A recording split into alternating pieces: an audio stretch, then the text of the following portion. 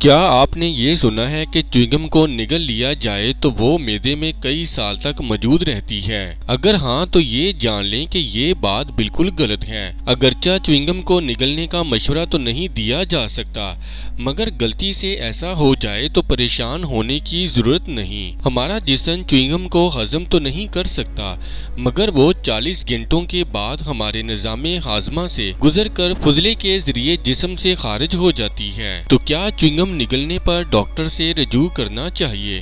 اگر آپ چوئنگم کا ایک ٹکڑا نگلتے ہیں تو ڈاکٹر سے رجوع کرنے کی ضرورت نہیں، کیونکہ وہ جلد جسم سے نکل جاتا ہے۔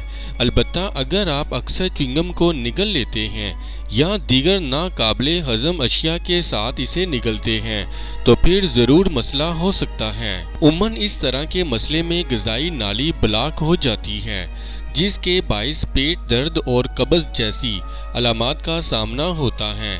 ایسی صورت میں ڈاکٹر سے رجوع کرنا بہتر ہوتا ہے۔ چوئنگم بنتی کس چیز سے ہے؟ موجودہ عہد میں زیادہ تر چوئنگم کو پولیمرز اور گوند پر مبنی گیم بیس سے تیار کیا جاتا ہے، جبکہ متعدد طرح کے رنگ، فلیورز اور دیگر اشیاء بھی شامل کی جاتی ہیں۔ تو اسے نگلنے سے ہوتا کیا ہے؟